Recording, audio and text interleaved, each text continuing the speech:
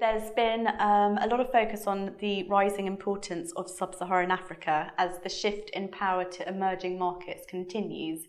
So we know that Asia Pacific is the fastest growing region in the world in terms of its economy, but Sub-Saharan Africa is actually following closely behind.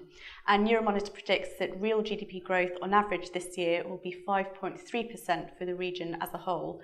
So it's the second fastest growing region in the world. There's a lot of interest in the region because of its natural resources, its rising middle class, and also the fact that we're seeing a rise in South-South investment, which is when emerging economies invest in other developing countries. So China is a good example of this. It's investing quite heavily in the Sub-Saharan Africa region as a whole. The biggest advantage that Sub-Saharan Africa has, though, is in terms of its demographics. Its demographic dividend is going to be really key to underpinning its long-term growth potential. So it's got the fastest growing population in the world. Its population will grow by 17% overall in 2013 to 2020, and that's well above the global average of around 8% growth.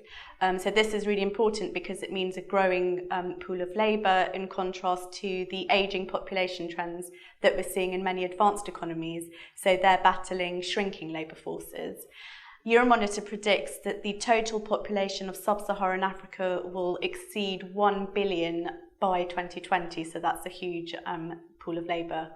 It's also got the youngest population in the world. 70% of the population are under the age of 30, and it's the fastest urbanising region, so there's going to be huge potential in terms of its urban population growth. And we predict this will grow by 28% in 2013 to 2020. So again, lots of opportunities in terms of urbanisation. There are risks and challenges to doing business in Africa, though. We know that there's obviously a lot of conflict, food insecurity, corruption. It's obviously got the highest poverty rates in the world, and rising income inequality is a major challenge as well, as are infrastructure deficits.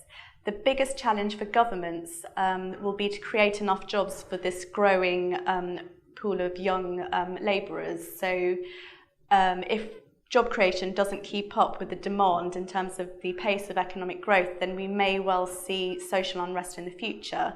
But in terms of its consumer markets, the young, urban, middle-class, aspirational African consumer will be a key player in driving growth in the region going forwards.